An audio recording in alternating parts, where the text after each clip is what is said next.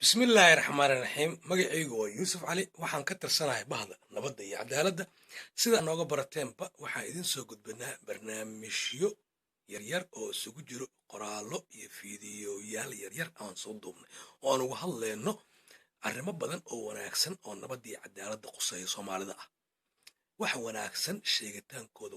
waa la badiyaa sidaasna idinkoo wada ogtihiin haddaba caaway barnaamijkeennu wuxuu ku saabsan yahay ka shacbi ahaan kaale intay leeg ayay ku leeyihiin shacbiga dowladnimada ku dhisan shacbiga jawaabta waa fuuddaa jawaabta oo waxaa la leeyahay kaalinta u sarraysa ayuu shacbiga ku leeyahay sidaa ogtihiin waxaa jiro maamul dowladnimo oo ku dhisan shacbiyan oo macnaha dowladdii ayaa waxay ka imaanaysaa shacbigii aasoo dooranayo shaqadiina shacbigii ayay ku celinaysaa oo shacbigii ayaa rabitaankoodii iyo shaqaday rabeen aad ku timid sidaasaa shaqadoodii u qabanaya ugu celinay maamulkaas marka waa maamul ku dhisan shacbiyan oo dowladda shacbiga ka timid shacbigana ku laabanayso iyo maamul aan saas ahayn oo ah jajuub oo gacan maroojis iyo xoog ku yimid iyo khawaac badan waana kan aan lagu faa'iidin waa kaas haddaba maamulkaas ayaa wuxuu noqday maamulka ugu fiican uu yahay caalamka hadda maamulka dowladnimo ee ku dhisan shacbiga kuna laabanayo shacbiga shaqadiisa ay ku laabanayso haddaba muxuu u noqda maamulkaas maamulka ugu fiican ee dowladnimo soomaalidase maxaan u leenahay waa u fiican yahay marka haddana kabaad nabi cadaaladda leenahay barnaamijka markaan soo qaadan waxaan ka wadaa inuu soomaalida u fiican yahay maamulkaas maxaan u leenahay soomaalidana kaasaa u fiican muxuuse maamulkaas ugu fiican yahay caalamka intaan kaada intaas waa wuxuu ugu fiican yahay waxaan isku daya inaan ka bixiy sharaxaad yar oo adinka aad fahmi kartiin oo waadax oo cad macnaha nadiif ah inaan ka bixiyo oo la fahmi karo horta hore qof kastoo bini aadan wuxuu leeyahay meherad iyo hami iyo qaab nololeed oo asaga ugu talagalay hadduu qoys yahay iyo hadduu keligiis yahay inuu ku noolaado oo sida bini aadanka looga bartana ee tahay sida aadna waxaa ka mid ah xirfadaada aqooneed shaqo cilmigaaga waxbarashadaada shaqadaada ganacsi wax kastoo meherada oo qofka asaga uu noloshiisa ku hormariyo oo ugu talagalay inuu ku noolaado qaabkaas ayaa ah meherada uu leeyahay qofkaas sida la ogyahayna meherad xun ma jirto oo wax kastoo shaqoo bini aadan uu qabto oo wanaagsan oo xalaal ah waa fiican tahay oo aan musuq iyo qaraabo iyo balaayo iyo shaydaanimo iyo xaram ku jirin oo wanaagsan waa wanaagsan tahay intaasoo shay markii laisku raacsan yahay ayaa ah meherad markii intaas laisku keenay ayaa qof walba marka waxaa timid anigii waxaan leeyahay meherad adigii meheradaa leedahay ayadii meheradaa leedahay ayakii meheraday leeyihin idinkii meheradaa leedihin marka meheradiyaa waxay noqonaysaa marka makaanig injineer dakhtar farmashiigada dukaangada ganacsade dekada ka shaqeeya eelboorka joogo diyaaradaha dhuufiil raaxo eelboorada joogo maraakibta raaxo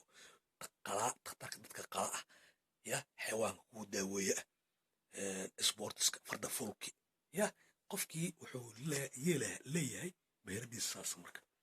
haddaba intaasoo qofood oo meheradoodii iyo hobbigoodii ee saas yahay siday ku helaan marka inay ku gutaan daily lifekooda nolol maalmeedkooda waxaa marka la fikiray in la sameeyo maamul ayaka u shaqeeyo siay u gutaan nolol maalmeedkooda maamulkaas ayaa marka waxaa loo bixiyey ama uu yahay maamulka dowladnimo ee shacbiga ka yimid kuna laabanaya shacbiga wuxuu u shaqeeyaa shacbiga wuxuuna ugu shaqeeyaa inay ayaka gutaan daily lifekooda nolol maalmeedkooda waa maamulka dowladnimo ee ku dhisan shacbiga ay ku laabanaysa awooddiisana shacbiga intaasoo fanni oo kala nooc ay leeyihiin shacbiga ayuu ugu shaqaynaya inay ahaato wax ay ayakii leeyihiin ay si nabadan ugu gutaan uuna hormariyo horumarinteeda uu ka shaqeeyo qaar ayag ka mid ah keensanayo hobbigii adaa ah ile adaa ah datar adaa daraasaadkii iyo takhaatiir kale intay xiriirta la daraasada abuukaataa tah makaanigaa tah ganacsadaa tah waxgadaa tah ya saasuu u horumaraa marka dowladdina waa la shaqaynaya oo ay kuba kiimin maamulka wuxuu ku dhisan yahay marka dhidabka ku dhisan yahay wuxuu yahay shacbigii marka haddii shacbigii uu asagii uu maamulka ka imaanayay uu xumaado shacbigii oo musuq maasuq iyo balaayo iyo kanaa xigay kanaa ah iyo asaga u kala qabqabo uu noqdo wax maamuloo toosanoo jiraya ma leh maamulka automatically wuxuu isku bedelaa maamul kaligistalis markii dadkii waxaa isaga xiran wax haddii ay uu qaldamo nolosha dee xag ka qaldanto kana waa qaldama oo weyn waa sida waxdaxa oo saxda oo daraasaadka lagu sameeyo waa anaa xitaa ku sameeya hadduu kuu sheegayo ma fahmi karto hadduu sheegayo anaa daraasaada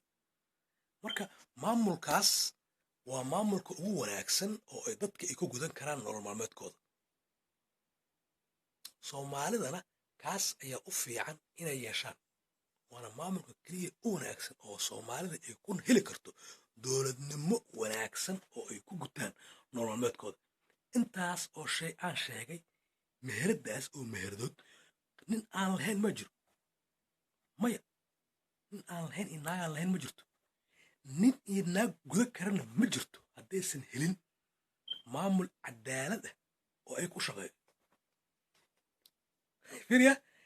haddaysan helin maamul cadaalada oo ayaga u shaqeeyo si u gutaan waajibkaas wax u hagaagayana ma jiraan haddaad akhriso wax kastoo la akhriyo keena ma kartid yah fawdade wuxuu ku dhisan yahay inaan la kala saramarin cadaalad sinaan nabadgelyo horumarin inta shay adiga aad naftaada rabta inaad gaarto maamulka dowladnimo alladaa ku dhisan maxaa ka halabaa wax makaa qiyaani kariyo xabad kaama qarsan kariyo xabad kaama qaadan kariyo been kuma sheegi kariyo been ma gudba kariyo been kalema ganacsan kariyo qaar ma kala dooran kara dadki kalema qaybi kariyo markii haddii uu taabto automatically waxaa isbedelaya shaqada inaa isbedelayso maamulkan wuxuu noqonaa maamul dad gaara ee taliyaan oo dumaayo dadkina waa kala tegayaan oo waxay noqdaan dad kasoo horjeedo cadow isku ah wuxuu raba u kala qaybsamaa dadka marka maamulkaas ayaa wuxuu noqday maamulka ugu wanaagsan oo dadkii ay ku baadi karaan soomaalidana marka waxa u fiican saas tijaabooyin badan ay soo martay ururay aragtay dowlad kacaanay aragtay waxyaabo badan ay soo aragtay waa ku guuldaraysatay inay istaajiyaan futurekoodi mustaqbalkooda inay istaajiyaan waa ku guuldaraysteen nin kasta iyo naag kastoo kameen wuxuu raadinaa intaas dadku u sheegaana maalin kasta sababtaas maxay tahay marka waa in uu dalka leeyahay shacbigii maamulkaas xukumi lahaa shuruuc dowladdiina ay leedahay sharcigii in la raacayo shuruucdiisii dowladda wakti ay leedahay ay soo dhalatay oo ay dhalato iyo wakti ay dhacday leedahay marka waa maalintii lagu doortay dowladda lagu doortay iyo maalintii aad ka dhacdo waa haddii lagu laba doorto waa lagu laba doorto haddaan lagu laba dooranna waa kaa xukunkaaga wuxuu ku ekaa maalintaas nin kaloo fresh imaanaya marka ama naag kaloo fresh aboos ka soo gelayso marka maamulkaas wuxuu noqda maamulka ugu wanaagsan haddaba shaqada uu qabanayo marka ay qabtaan muxuu taha marka oo maamulka muxuu yahay waaba fududeeye muxuu yahay fiiri tusaale kalan ku siinaa oo aad u fudud baabuur cusub hadda soo gadata markaa baabuurka soo gadato furaha aa ku daarto baabuurkaaga wax kastoo ku jiro waa shaqeeyaa wax kastoo korontadii electrigii motoorkii badhamadii ku jiro kulligiis baabuurka dhexdiis dee motoorta haddii gudaha waa shaqeeyaan kuwaad arihaa daartay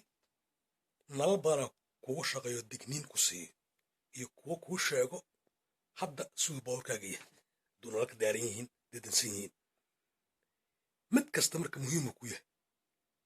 marka haddii lu kaa banjarto midaa kuu sheegaya hadduu nalka jabo midaa kuu sheegaya hadduu qarxo midaa kuu sheegaya haddii ooleed yarta midaa kuu sheegaya hadduu fariinku xun yahay midaa kuu sheegaya hadduu shaarla xun yahay midaa kuu sheegaya hadduu kaamiya xun yahay midaa kuu sheegaya wixii hadduu mid kastoo kamida wuxuu ku adiga kuu siinaa digniin iska bedela meeshaas oo kaa xuntaa waa inaa marka adiga jeegareysaa ilaalisaa bedeshaa waa haddii baasiinku eber yahay oo ku tusaa haddaa marka tiraa adiga kaasna muhiim ima aha kanaa muhiim i ah waa soo gasha fariimaankiyaa jiida malaa kuu sheego markaa jiiddo iyo markuu degsan yahay nalkii ma shaqay hooy oo gubtay in la bedelo u baahan xataa dhib malo awal wuxuu ii sheegaya fariimaanka inaan jiido oo sii daayo anaan u jiido markaan jiido sii daaya tiri yaa adiga isma ogid laan laamahaaga ka mid ah aa adiga jebisa ma fahamta laamaha kamid adiga aad jibisay marka waa saas kaasaad iska yeesha maantay mid kala beri yeelay marka waxaa soo haraya marka dambe isteesadii matoorkii iyo lugihii wareegaya bis marka dowladnimada maamulka shacbiga ee leeyihi waa sidaas qofkii waxay ka keenayaan shacbiga shaqadin ay ka iska leh oo wuxuu u qabtaa dhillaafkooda qabtaa uu ku shaqeeya haddii uu gudo waayey oo asagii uu ka taxadiri waayey fasilitigaas uu baabuurkaas leeyahay oo dhan inuu shaqeeyo horaa laga arkaa ma qarsoome irinta ka baxa waa marka wixii bixin lahaana dalku uu qoraya nin uu ku xadgudbi karin naa ku xadgudbi karan male marka maamulkii wuxuu yahay maamulkaas shufeerkaas waa ninkii wadi lahaa baabuurka waa dowladdii ninkii usoo dooran lahayd shacbiga ka dooran lahaayeen ileen waa la tartama dada meesha loo sheegay allahalla shacbiga anaa ka horumarinaya anaa ilaalinaya anaa waardiyenaya anaa mas-uuliyadda qaadi karo anaa saasa aad tiri adigii aa ku guulaystay waa gashay baabuurkii istersidaa fadhiisatay fasilitiga adaa laga raba inuu shaqeeyo kulligiis haddii hal xaba kamid uu shaqey waayo irdaa ka baxe haddii uu ku shaqeeyo ku guulaysatana hadda adaaba ninkii wanaagsanaayo shufeerkii wanaagsanaayo noqota marka waa sidaas maamulka dowladnimada ah oo shacbiga ka yimid oo shacbiga ku laabto baabuurku wuxuu u shaqeeyaa oo u wadaa alaabtooda shacbiga u wadaa haddii adiga aad dayactiri weysay ilaali weysay hadda mas-uul ma tihid baabuurku waa gediya ama shilaa geliya ama gubi oo laga qaada marka daily lifeka muxuu yaaliya marka uu qof kasta leeyahay nolol maalmeedka dowladnimada ay ku dhisan tahay haddana sharaxa firiya sidaa dar kugu fudayaa inta fanniyo aan sheegay oo qof walba ee leedahay oo daily lifeka oo meherada ah oo nolol maalmeedkooda u yahay marka la isku keenay waxaa la yidhi maamul guud oo lagu noolaado ilaaliyo si loo guto hala sameeyo markuu asaga isku tegay waxaas oo daily lifekiya la isku gutay dowladda la sameeyey marka dowladda waxa ay qabataa wuxuu yahay daily lifekaas waa shaqada dhanba isbitaaladii canshuuraadka ku celinta dadka taakuleenta waxbarashada waxtabarka fanniyadaas dhan inay adkeyso oy jiraan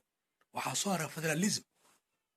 macno weyn ma leh dadka waxay raadeen federalismkii si qaldan u fahmeen federalism sidaas waxaa waaye centraalki wax kasta waxay leeyihin centraalkii aa la jajabshay oo dowladnimo markaasaa awooddii loo qeybiyey dalkao dhan oo hadda shirkad weyn oo ku fasira ayadana fiiriya waa shirkad weyn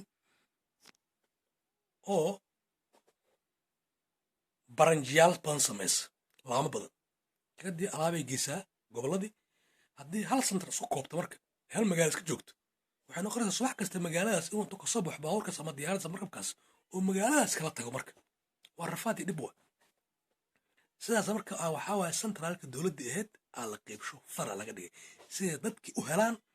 shaqadoodii laftigooda kuwaas gobollada joogo ama degmooyinka ka howlgalayo ee joogo waxaa soo dooranayo shacbigii waxay u shaqeeyaana waa shacbigii qaabka uu u shaqeeyo centraalka uu ku shaqeynaa baranjiga marka